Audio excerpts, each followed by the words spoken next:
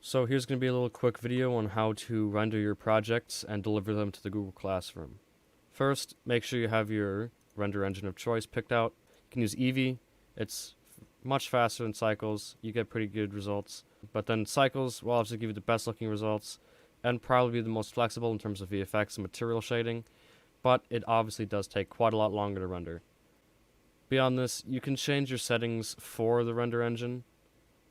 Things like performance, tile size, motion blur, the denoising options, and sample count.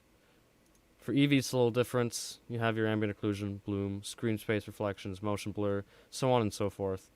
Your sample counts don't need to be nearly as high for Eevee, but that's about as in-depth as I'm going to go on the render engines, because for right now, all you need to do is just pick the engine. The default settings should be fine.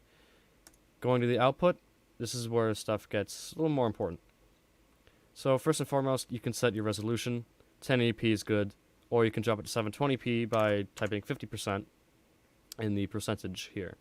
You don't have to do the math or figure out the resolution. You don't have to Google it. You can just cut it in half because that's 720p, or you go 200% and bring it up to 4K.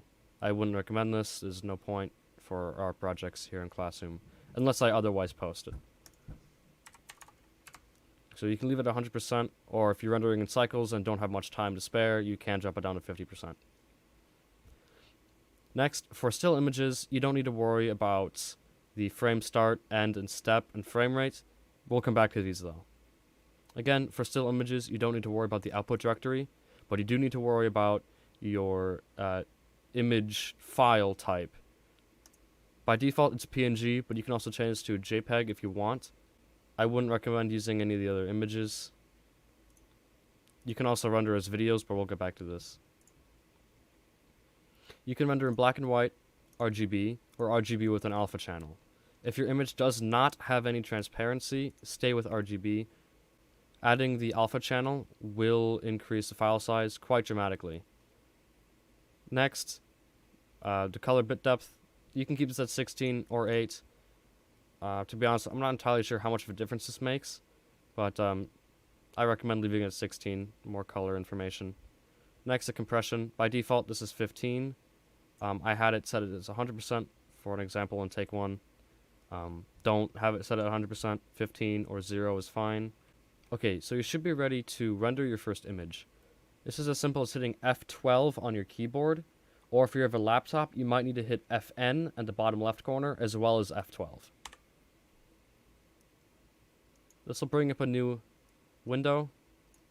As you can see, I didn't line up my camera right or give my cube any material. So it looks really strange here, but this is my rendered image. And then I can go ahead and image, save as, and save it to wherever I want. So that will be how you render your first image. Now, to render an animation, things get a little bit more tricky. To render an animation, I'll just make one really quickly. Press I to make a keyframe. I'll do location, rotation, and scale. And then I'll move the playhead further along. I'll do a short animation, so I'll put it here at 30. And I'm going to rotate the cube arbitrarily and move it down a bit. And keyframe the same thing again. And then I'm going to make sure that the frame start and stop are set correctly. So we're going to end at frame 30. I can enter that here, or I can enter it here in the properties panel. More specifically, the output tab. Frame start, frame end, and step. The higher the step, the more frames it will skip between each frame it actually renders. So if the step is set to 1, it will render every single individual frame. But if you set the step to 2, it will only render every other frame, so on and so forth. So, in most cases, make sure you have this set to 1. This is useful for demoing our render. Say you're working in Cycles, and you need to see what an animation looks like in terms of lighting, and you only need to see every 15 frames to get that idea. But otherwise, leave it at 1 so you get your full animation. Next up is the frame rate. If you're going to change this, change it before you start animating your project. 24 is standard for animations, but most monitors refresh at 60 frames per second. You can, of course, set this higher, but the more frames you have per second, the longer it will take to render every second of animation. So the lower the better.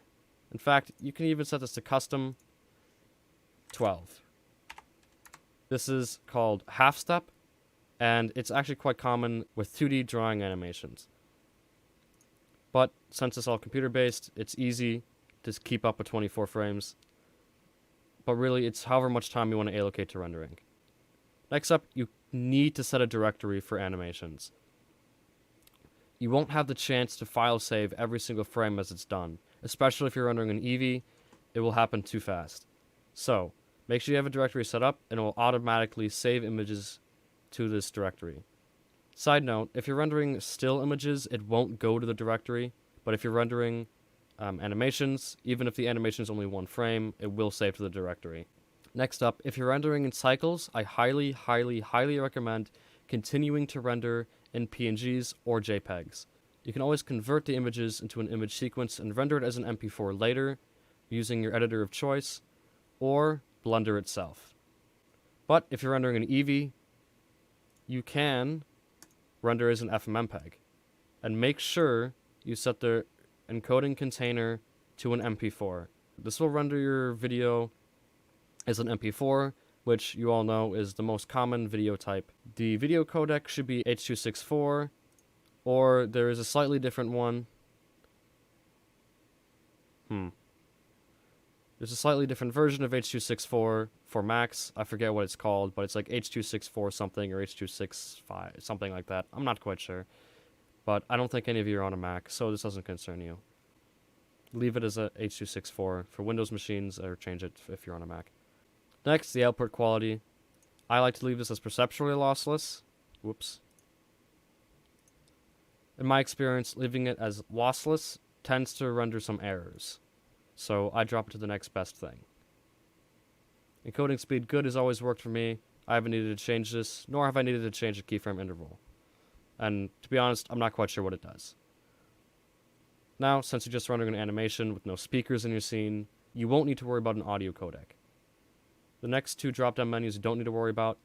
Just make sure you have a directory and your image file type is set properly. And now, just like before, if you're on a laptop, you'll need to hold FN in addition to this. But if you're on a normal desktop, Control and F12. Again, you can always come up here and render your images or animations like this. But as you can see, the shortcuts are also labeled here, and this is what I prefer to use. So Control, oh, whoops, let me make sure I'm in Eevee first, and then Control F12. This will bring up a new window again, and as you can see, it is rendering my animation frame by frame. Once your animation is done, go to your File Explorer, go to wherever you have your render output directory, and take a look.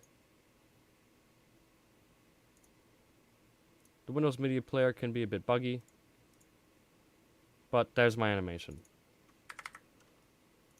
And then you submit the file to Google Classroom.